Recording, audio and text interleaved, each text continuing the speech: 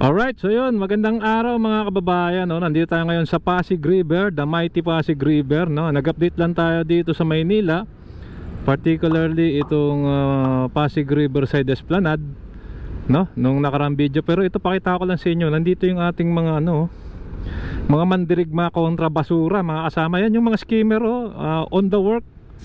Working sila ngayon, MMDA. Ang dami nila na nakuha, tapos nandito yung truck. Nakuha ko rin to sa drone pakita ko sa inyo mamaya. Yun ini-skim nila tong mga water hyacinth. Itong mga water hyacinth na to, yan, may mga kasamang styrofoam. Nabumabara po yan sa mga yung mga floodway. Kaya minsan di po nakakausad yung tas nagka-catch po yan ng mga basura. So kailangan sila. Ngayon medyo mas umukay po ngayon, nung huling punta natin, daming basura ngayon. Wala nang masyadong water hyacinth. Ito nga lang pong water hyacinth, sana po ay mapakinabangan to ng mga kababayan.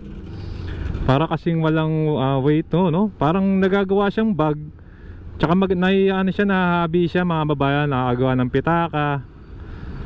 Pero yun nga kung ito nga nakakain lang to mga kababayan, baka ito'y na ngayon o baka marami nang kumikita rito ngayon. Mabilis siyang dumami ayon sa pag-aaral itong water hyacinth. Kahit check nyo po sa sa Google. Tas ang origin pala nito parang sa South America, Amazon pa yata ito. Anyway, mga kababayan, nakikita nyo naman na ang ating gobyerno ay kumikilos, binibigay niya yung kanyang part sa paglilinis nitong ating sambayanan. Lalo na itong mga waterways natin, na talaga namang ito po mga kababayan, base po sa obserbasyon ko, karamihan ng mga waste nito galing din po dun sa mga informal settler sa gilid ng ilog. Correct me if I'm wrong kung ako po'y mali. Pati po yung mga industrial waste na nasa gilid din po ng ilog. Pero particularly po yung mga tao talaga kasi nga pag tapon na lang, parang yan mga kababayan, wala na akong pakialam sa basura ko, basura mo na yan. Parang ganong mentality ba? Wala kang responsibilidad dun sa basura mo, which is mali, di ba? Parang tapos kokopyahin ng mga magiging anak mo, nakikita ka, wala po tayo sa mentality ng mga sa Japan, talaga namang sila, nahihiya sila kapag yung mga kapitbahay nila. Dito nga sa atin kahit yung mga pagpupulang ng aso sa kalsada minsan pabayarin po yung ibang amo. Anyway, yun nga makikita naman natin na ginagawa ng gobyerno yung part niya, pero gawin din po natin yung part natin bilang mamamayan. Kung gusto kung binabash natin ng bansa natin na pangit, minsan po tingin din tayo sa salamin, na minsan tayo rin yung may kagagawa na kung bakit nagkaganon siya.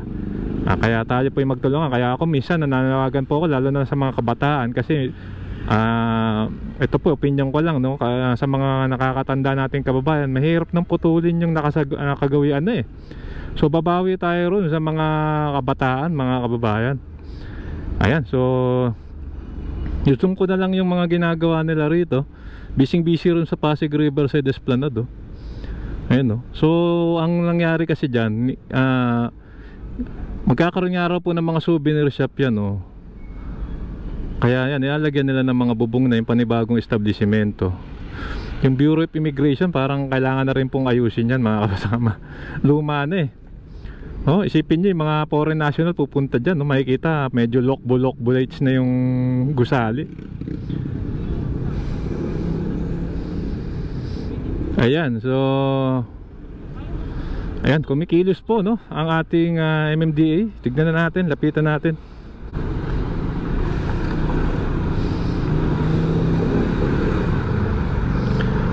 Okay, yan, papakita ko sa inyo. Ayan, ito nga ginagawa nga rin pala tong Pacific Star Building. Iba na yung pangalan niya, parang New York something na. Okay yan. Anyway, ito nga yung MMDA natin. Kumikilos para sa, yan yung truck ko, nilalagay dyan yung mga water hyacinth. Ito yung El Hogar, sana ayusin na rin to. Ang dami na nila nakuha. Ito, yan, punong-puno ng water hyacinth mga kababayan. Good job MMDA sa inyong ginagawang paglilinis ng ating mga katubigan. Okay, magandang umaga Ito na yung coverage natin mga kabayan. Kasama natin sila Engineer Ed dito.